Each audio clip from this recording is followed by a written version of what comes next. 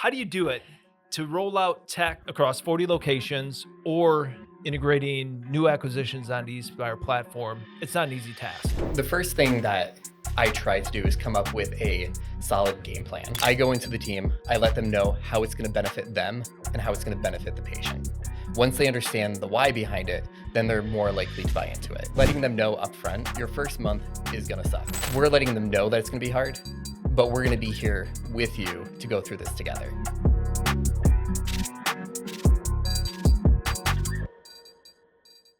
Welcome back to The Doers, the podcast where we dive into the real stories of building, struggling, and thriving in dentistry. I'm your host, Dan Hall, and in each episode, we explore the challenges, the victories, and the lessons learned from leaders in the trenches in their shaping the future of dentistry. Today, I'm joined by James Zlotnick, the Senior Director of Implementations and Integrations for Espire Dental. Jim, welcome to the show. Thanks for having me. Yeah, so let's dive into it, Jim. I kind of look at your role here, and did I get it right? You're the Director of Operations and Integrations? Correct. Okay. Seems like a job no one wants. No, like all joking aside, how do you do it to roll out tech across 40 locations or integrating new acquisitions on the Espire platform? It's not an easy task. No, it can be extremely difficult. So what's your first move when you have to roll out tech or integrate somebody onto the Espire platform? Yeah, I think the first thing that I try to do is come up with a solid game plan, come up with what the framework is going to look like, the timelines. That way I can go to the practice, let them know what the expectations are going to be of what the training is going to look like, what the rollout's going to look like. That way they feel comfortable and confident with how that's going to proceed with them and their team. So you have a playbook. We do. Is it adjusted based on the practice? So we try to standardize it as much as we can, but every practice lives and breathes a little bit differently, right? Okay. So I do have to make adjustments depending on the needs of the practice and the state of the team. Whether the team needs a little bit more buy-in before we get them going, get them up to speed on a couple standardized processes, whatever that looks like. But we do try to keep it to a kind of standard timeline of we acquire practice. 1 month later, we try to put them on CareStack. We then try to go to VoiceStack within a couple months after that and stick on this timeline so we can get them under the umbrella of Espire as quickly as possible. Yeah, that's a quick timeline. I mean, so if I'm taking this right, I'm just going to kind of roll into the next thing. Adoption's not optional. Correct. Okay. So, and this is something I was thinking about recently. I was, on a plane back from my recent trip, and, I'm working with a lot of groups, and I was thinking about us having this conversation today. And I think of great brands like Starbucks, Costco, Ritz-Carlton, Disney. They're known for a lot of things, but a lot of it is consistency, right? And it's not happening by accident when you have that level of service. So, they're operating on SOPs that are standardized across the platform, maybe a common tech platform, and they're relentless about training. And I see more DSOs striving to capture that and to offset a little bit of that margin compression that's in the marketplace, or I shouldn't say a little, quite a bit of margin compression is to capture those efficiencies through the centralization.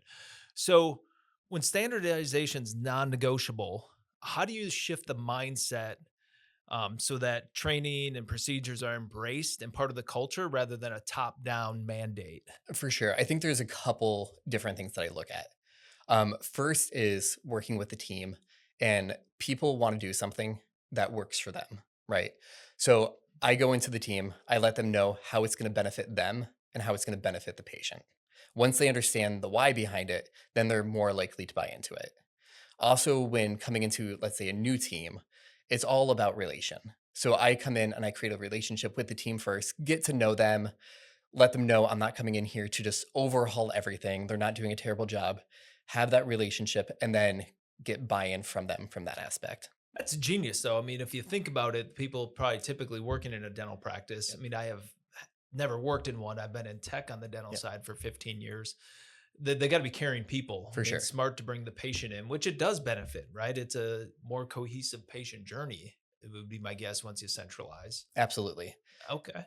Yeah, and a big part of my job right now is creating all those standardized processes as well. So rolling those out to the team as a whole and bringing the new practices and current practices on board into the same platform. That is the bigger idea right now too, to kind of streamline everything across Aspire as a whole. Okay. Well, that kind of goes in my next thing because I deal with a lot of leaders that are in your space trying to accomplish exactly what you've already done over at Espire, and they stall at perfect. And what I mean by that, they're looking for the perfect time, the perfect person, the perfect conditions, and I don't know if they necessarily exist. So you're moving fast. How do you balance that speed without launching a dumpster fire? Let's define a dumpster fire. Well, well, just like staff leaving or just mass exodus or they're like, showing up at your door with pitchforks. I don't know. Right? No, absolutely. I think it's really about setting what the expectation is looking like Okay. for the team, right? Like letting them know upfront, like we're doing transition practice management softwares over to CareStack. Your first month is going to suck. Like embrace the suck. Like Okay. it's going to be hard. Like you're used to working on this platform for the last 6 years. Like, so to get over that hump, and once they start utilizing it for a minute, then they're like, oh, I can breathe again. I know what I'm doing a little bit. And they get a little bit more comfortable in it. And once they feel comfortable, then they embrace it a little bit more. And I think that goes back to the training platform too. So before they even start on CareStack, we do a month worth of training. We have different modules. Each week, they have these certain tasks that they have to do. We use a platform where they have questions, videos, all of that kind of stuff in conjunction with the demo site. So they're watching everything and doing hands on at the same time. That way, once we go into the practice to convert, they're a little bit more comfortable because they've actually used the platform. Okay. So you're setting them up with exposure to this before it even happens. And then Correct. you're just putting the bar essentially on the floor, right? Yes, It's going to be easy to clear from this is going to suck to, hey, no, actually, Jim, this is pretty easy. exactly. Okay. So what's the success with that? I mean, have you ever had anybody come back to you and say, what do you mean this is going to suck? Then why are we doing it? Yeah. I mean, anytime you're going to change a platform, it's going to be hard. And it's just like getting over that ability to have an open mindset, being able to adjust and adapt in the moment. And we're there with the team side by side for the first week, 2 weeks if necessary. So we're letting them know that it's going to be hard, but we're going to be here with you to go through this together. So you're in the trenches. Exactly. You're going through the process And with them. that's part of creating that relationship with them, to know that we are truly there with them and not just handing this over and being like, good luck. Okay. Well, I mean, you already touched on training. That was my next question I was going to go into. So I'm going to shift gears a little bit on the training portion because I feel like everyone centers that training around launch. Yeah. Right. Okay. We're going to get ready to take it live. And I guess I get a little obsessed about this in my family. I think I drive them nuts because I'll be in Starbucks and I'm like, hey, so what, I see you're training somebody over there. What's your training platform? Yeah. My daughter's like, Dad, what are you doing? But I find it fascinating, right? Because it's 2 weeks before they even walk into one of their stores. They got to memorize this menu, and then it's once a month training afterwards. I'm like, that's pretty robust just to serve me my $7 coffee. For sure. So, what do you do at Espire, right? You get them to launch. Sounds like you got that playbook built. Now they go live. What happens when it comes in, like the training component? No, absolutely. So for the first week or so, 2 weeks, we're there with them side by side, just getting them through the conversion. So Sure. we try to get that settled down before we even start thinking about implementing any of the standard processes, right? We have to get this in place. They have to be comfortable with it. Because if we're trying to throw too much at them too soon, it's not going to stick. So once we have that settled, then I can go back in, work with the regional, because we have an amazing regional team that can go in and support the practice managers. So we will train up the practice managers who then can hold their team accountable, because the regionals are going to hold the practice managers accountable. Okay. So, this is an ongoing process. Yeah, Training. it doesn't end. Okay. Because I remember I was at your company event and I was super impressed. I walked into one of the breakout sessions and it was you leading a training on the platform and how to take advantage of these enhancements and just kind of wrap it into the Espire way to Yeah. continue to do better. It was just super impressive to see. So let's jump into this. I mean, if we're I'm going to do today and tomorrow, Okay. little segment here. So what do you see as a must-have piece of tech for any DSO looking to remain competitive and offset margin compression, labor issues right now with shortages and cost of labor? What should they be deploying? That is a great question. I think something around insurance build outs, insurance verifications, it is such a time suck for the teams. I feel like if they have a process where AI can come in, do all of that, build it out in the system, have it correct, that is a huge time saver for the front team. Um, the AI tech on the X-ray portion with the back Okay. office, right? That is huge for our teams right now because the docs are able to go in, see what AI is predicting, if they agree with it. It's a communication tool with the patient. And now having the ability with some of the X-ray images too, where it will prompt you if you have a bad image because it's cone cut or it's elongated, something like that. Saving that time with the back office team, especially during training. Little things like that are huge. So some type of AI on the insurance process and clinical is a must-have go-to for a Yes. group who wants to be competitive. All right, now pull out your crystal ball. What do you see coming in the future that's going to be a game changer in dentistry? I had some thoughts on this. I mean, because you Yeah. guys when you talk about your training platform, Yeah. let's kick something like this out there.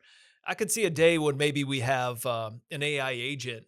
I don't want to say I want to replace Jim, right? Like you're not a replaceable individual. You got to go out there and build rapport with those individuals, get the buy-in. But if we could make you more scalable and say Aspire wants one day go from 40 to 200. Yeah. Well, what if we had an AI agent that is essentially Jim feeding the training to them to offset the scalability of the people when we look at the regionals, the managers, and the gyms? I don't know. That's one thing I've been thinking about lately. No, for sure. I think something like that could be huge where you can put in kind of like your timelines, like, and it just kind of spits out the emails and all of that kind of stuff that is the administrative work Okay. that you don't have to deal with. Kind of like a mini assistant, All right? right. So it's Jim's AI assistant Yes, I would love to that. to roll through an implementation of technology or onboarding onto the DSO platform. All right. So I'm going to close out with the lightning round. Okay. So what's your go-to stress release after a brutal rollout? A good cocktail. Okay. No. Actually, I have gotten big into pickleball, and I am super competitive now. So I like going out to the courts and playing a couple games with some friends. Hey, that's a good time. I do Yes. the same thing. It's a great stress reliever. What's one habit you refuse to break? Um, I think making sure I spend time with the family. Because I can definitely 100% get dialed into work, super focused, forget everything else around me. So making sure that I have my alarm on, whatever it is, to get out of that state, just so I can focus on the boys and spending time with them. Great habit. Yeah. I mean, kudos to you. Two very healthy things you're doing. Well, Jim, I really appreciate it. Thank you for being on. This has been super insightful. You're doing great things over at Espire. 40 plus locations, highly centralized, consistent patient experience. Great job. Thank you. That's it for this episode. If you liked what you're watching, tune in. We have some other guests coming up with some insights on the industry. And here's Jim. He's proving that integration and adoption aren't abstract concepts. They're action items that are part of a playbook that every growth-minded practice should be following. Until next time, keep doing the work.